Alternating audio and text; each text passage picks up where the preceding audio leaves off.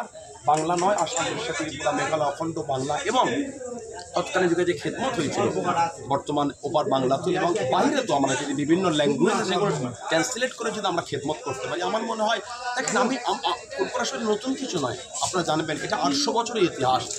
ফুরফুরা শরীফ 800 বছরের ইতিহাসকে কাঁধে করে নিয়ে বাংলা নয় এই পৃথিবীর মানচিত্রে খেদমত করে যাচ্ছে। তাই আমরা নতুন পুরাতন এটা লোককে বোঝাতে গেলে আমাদের সেই পুরাতন খেদমত আবার আমাদের নতুন রূপে সাজিয়ে যদি আমরা উপস্থাপন করতে পারি, আশা করি আমাদের মূল যে বিষয় যে সিলসিলাটা কি, ফুরফুরাটা কি, আজকে ফুরফুরা শব্দে কিছু লোকের একটা নোংরা রিয়াক্ট, এটা কেন হবে, কেন তৈরি হবে, তার দুটো কারণ। একটা হচ্ছে হিংসা, আর 2 নম্বর হচ্ছে আমরা পরিচিতভাবে প্রপারলিভাবে ফুরফুরাকে উপস্থাপন করতে ব্যর্থ হয়েছে। তাই আমরা যদি চেষ্টা করি ইনশাআল্লাহ আবার সেই জায়গায়। আপনি কিছু প্রচেষ্টা করেছেন, একটা বোর্ড তৈরি করেছেন এবং এগুলো করছেন, সে সম্পর্কে বা কিছু বলেন। আমরা একটা বোর্ড করেছি ফুরফুরা শরীফ মক্তব্য, আমি আছি, আমার জন্য সিদ্দিকী ভাই আছে, আমরা আব্দুল কাদের সিদ্দিকী ভাই আছে এবং অনেক মিডিয়াদের সমর্থন আছে, সাথে সাথে বাংলার ওলামা হাজরাতরা আছে। তা আমরা যদি আমরা এই মানে চিন্তাধারা নিয়ে আগাচ্ছি যে আমরা গোটা বাংলার মক্তবগুলিকে আমরা মানে আমাদের যেটা মানে আগামী প্রজন্ম বাচ্চাদের করে আমরা যদি এডুকেশন দিতে পারি, মানে কোরআন শরীফটা শুদ্ধ করে পড়া, বাংলা সামান্য হলো ন্যূনতম জ্ঞান অর্জন করা। কেন একটা ছেলেকে কোরআন শরীফ শুধু আমরা শেখাবো না, আপনি মানে অনেকের নোংরা চিন্তা আছে যে মাদ্রাসায় এই শিক্ষা ওই শিক্ষা, এটা হীনমানসিকতা পরিচয় ছাড়া আমি কিছুই মনে করি না। দেখেন শিক্ষাকে এত নোংরাভাবে দেখাটা একজন মানুষের জন্য উচিত না, কিন্তু শিক্ষাই হয়, সেটা ধর্মীয় শিক্ষা হোক, সেটা জেনারেল শিক্ষা হোক, সেটা যেই শিক্ষাই হোক। যদি হিন্দু ভাইদের তারা সংস্কৃতভাবে শেখেন, তারা মানে রামায়ণ পড়েন, কোরআন পড়েন, গীতা পড়েন, মহাভারত পড়েন এবং খ্রিস্টানরা আছেন, নিউ টেস্টামেন্ট, ওল্ড টেস্টামেন্ট আছেন, বিভিন্ন ধর্মগ্রন্থ আছে পড়েন।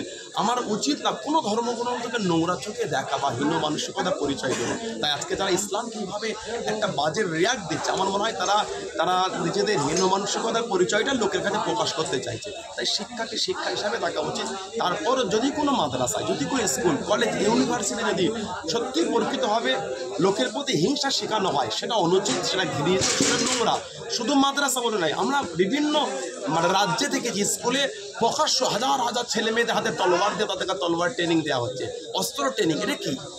এটা কি মানে পৃথিবীর মানচিত্রে ভারতের জন্য নোংরা সময় নয় কি? আজ একটা স্কুলে এই শিক্ষা হয় না।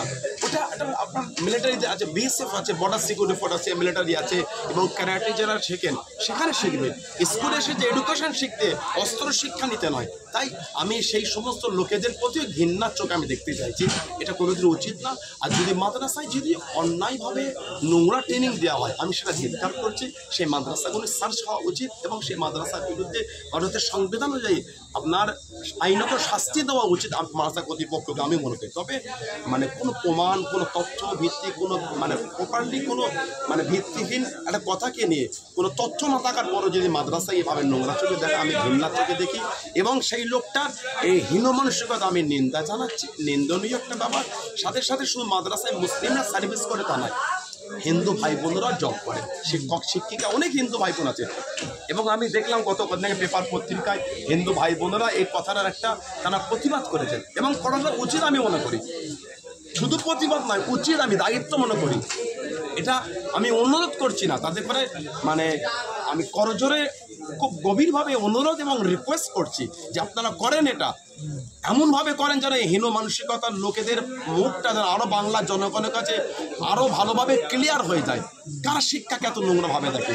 তাই আমরা সেই চিন্তাভাবনা নিয়ে ফুরফুরা বক্তব্য করেছি, যাতে করে আমাদের মানে আগামী প্রজন্ম এই বাচ্চাগুলিকে আমরা যেন একটা ভালো প্রপারলি সুন্দর এডুকেশন দিতে পারি।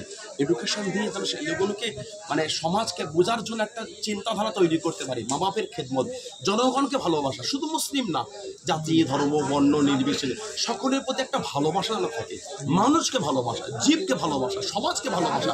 আজকে আমি শুধু যদি মুসলিমকে ভালোবাসা শেখে, আমি ছেলেটাকে একটা নোংরার দিকে ঠেলে দিলাম, আর এই বাচ্চারা হয় কাদা, যেমন ডিজাইন করবে তেমন তৈরি হবে। তাই আমাদের উচিত না কোনো বাচ্চাকে একটা ধর্মের প্রতি শুধু ভালোবাসা দেয়, অন্য ধর্মের প্রতি হিংসা তৈরি করে, এটা আমার উচিত না।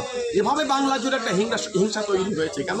কিছু নিরীহ মানুষের মাথাকে, চিন্তাধারাকে এমনভাবে মুভমেন্ট করা হয়েছে, তারা সবসময় মুসলমান দেখলে একটা ঘৃণার চোখে দেখছে। কেন? তাদের ব্রেনটাকে ওভাবে সেট আপ তৈরি করা হয়েছে। তাই এগুলো আমাদের জন্য উচিত না। আমরা সেই চিন্তা নিয়ে বাচ্চাগুলোকে আমরা হাতে নিচ্ছি, একটা আমরা আলোড়ন তৈরি করতে চাইছি। এডুকেশনের ক্ষেত্রে যেভাবে আমাদের মুরব্বীরা তৈরি করেছেন, মুজাদ্দিদুজ্জামান একাই 800 মাদ্রাসা করেছেন, সেই ঘরের সন্তান হিসাবে আমার মুরব্বীরা করেছেন এবং আমাদেরও কিন্তু দায়িত্ব থাকে।